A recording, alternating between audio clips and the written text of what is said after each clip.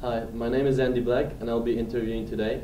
Thank you for coming to the annual conference in Sports in Africa, held by the Institute for African Child and the Center for Sports Administration.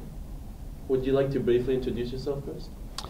My name is Andrew Guest. I am a developmental psychologist at the University of Portland. I'm currently on sabbatical at Michigan State University, and I'm teaching a class on sports and development. I have some experience with sports and development in Africa, so that's my interest in the conference, and that's why I'm here.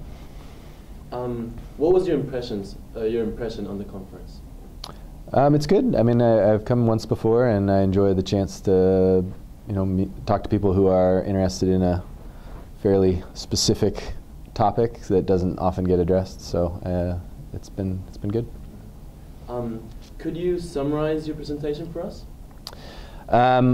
So my presentation was trying to kind of work through some ideas that I've been trying to organize about the role of the kind of what I call the psychological discourse in sports and development. So the idea that a lot of sports and development programs talk about community development, but when you actually look at what they state as their goals, they talk about fairly psychological things like self-esteem or self-discipline or attitudes, and I have some concerns about that. I think that that's not always the most appropriate goal for a sports and development program. I think it tends to assume that one of the, often implicitly, I don't think it's necessarily intentional, but that the major problem in development is people in poor communities don't have enough psychological character. They don't have enough self-esteem. They don't have enough life skills.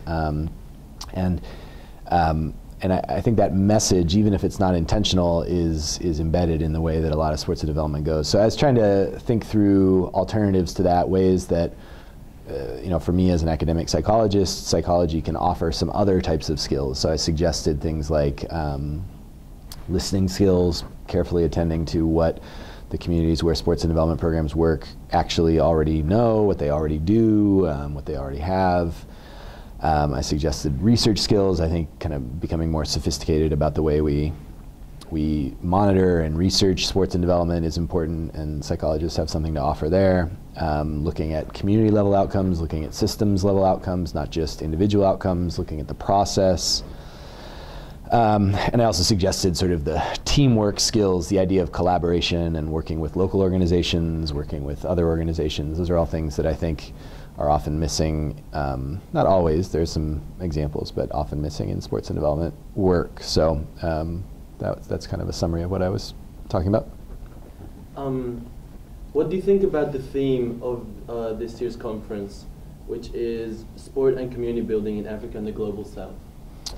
Yeah, I think that's a good theme. I mean, again, part of my point is that I think a lot of people like the idea of focusing on communities rather than individuals, but when you put it into practice, that's tough to do. So I like it as a theme, the idea of trying to actually think through how do you address community level issues in sports in Africa, not just the sort of individual characteristics, but the community level. And I think it's a little more complicated than it first sounds. So I think it's a worthwhile theme, something to think through. Okay, thank you very much. All right, thank you.